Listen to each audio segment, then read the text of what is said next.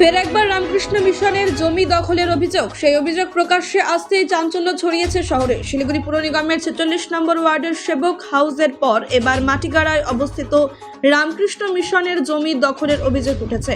27 জুলাই জমি পুনরুদ্ধারের আবেদন করে মুখ্যমন্ত্রী মমতা বন্দ্যোপাধ্যায় ও শিলিগুড়ি মেয়র গৌতম দেবকে চিঠি দেন রামকৃষ্ণ মিশন কর্তৃপক্ষ।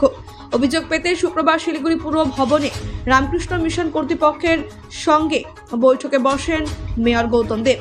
জমি পুনরুদ্ধারের সব রকম সহযোগিতায় আশ্বাস দিয়েছেন মেয়র গৌতম দেব।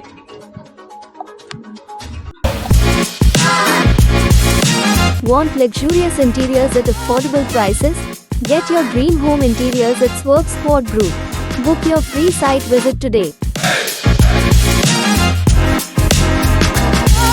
না, আমরা বললাম যে আপনি যদি সহযোগিতা করেন তাহলে আমাদের জমিটা উদ্ধার হবে আর কি। কারা নিয়েছে বলে প্রাথমিকভাবে আপনারা অভিযোগ করলেন? না না, কারো বিরুদ্ধে অভিযোগ করিনি। এখন অনেকেই তো ওখানে জমিটা দখল করে রেখেছে। তো এখন আমরা আমরা আমরা চাই যে আমরা জমিটা যাতে ফেরত পাই আর কি।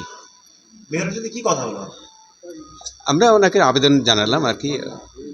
উনি যদি এই 10 একর জমির মধ্যে আপনাদের বছরে দান করা কত একর ছিল আর কেনা কত একর? আমাদের 10 বিঘা মতো আমাদের কেনা জমি ছিল, আর বাকি 20 বিঘা মতো আমাদের কেউ দান করেছিল। পুরোটাই দখল হয়ে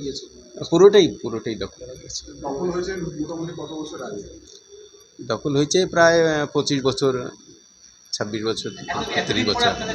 না, এতদিন ধরে আমরা চেষ্টা করছিলাম কিন্তু ঠিক যোগাযোগ হয়ে ওঠেনি আর কি। মেয়র কি জানালেন আজকে? হ্যাঁ, মেয়র কি জানালেন?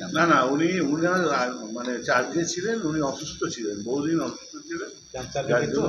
আজকে মেয়র কি বললেন আপনাকে? উনি আশ্বাস দিয়েছেন দেখবেন আর কি। তো এই যে এর আগেও তো আপনারা মিউটেশনের আবেদন করেছিলেন 2022 সালে। হ্যাঁ, তো তারপরও হয়নি, তো কোথাও কি গাফিলতি ছিল প্রশাসনিক? না, অ্যাপ্লিকেশন করা হয়ে গেছিল, ঠিকমতো পার্সুয়েশন করা হয়নি। উনি সুস্থ হয়েছেন, এখন ব্যাপারটা দেখছেন।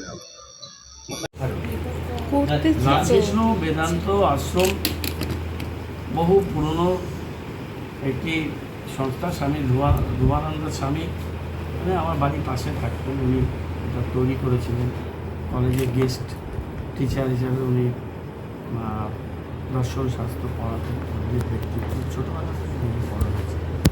স্বামীজি চলে যাওয়ার পরে আশ্রমের অন্যান্যরা চালাতেন যেটা এই আশ্রম সাউডাঙ্গিতে। সবাই জানে সাউডাঙ্গি আশ্রম বিশাল আশ্রম। সেখানে ছাত্রদের পড়াশোনা হয়, দাতব্য চিকিৎসালয়, স্কুল ইত্যাদি আছে।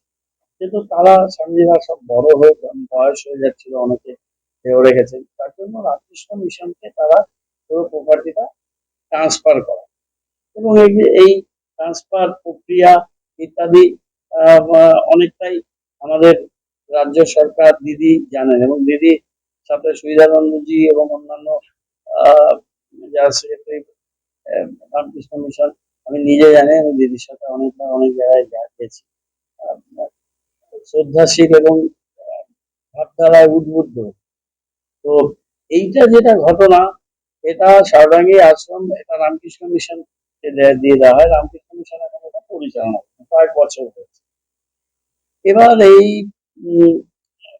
আমাদের মাল্লাগুড়িতে পুলিশ কমিশনারের উল্টো দিকে উত্তরায়ণের পাশে যে পিস অফ ল্যান্ড একটা বড় জমি আছে, এখানে 10 বিঘা মতো জমি এই আশ্রম তারা সেই সময় 76 সাল, তখন আজকের কথা না, 76 সালে তারা কিনেছিল।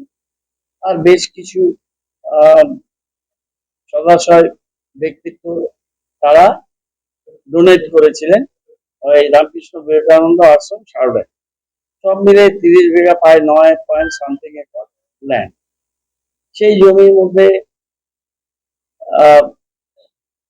তারপরে 90 সাল নাগাদ, যেটা চিঠিতে আমাকে জানিয়েছেন, 90 সাল নাগাদ ওখানে অনেক ঘর বাড়ি হয়ে যায়, বেশিরভাগই অস্থায়ী নেচারের ঘর, কিছু স্থায়ী নেচারের ঘর, এবং ওখানে গ্যাস গোডাউন, ওখানে মোটর গাড়ি সার্ভিস সেন্টার ইত্যাদি আরো কিছু হয়তো অ্যাক্টিভিটি ওখানে তৈরি হচ্ছে।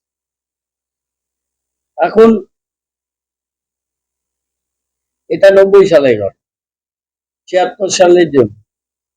এখন সমস্ত দলিল কাগজপত্র সবটাই রামকৃষ্ণ বিবেকানন্দ আশ্রমের নামে আছে।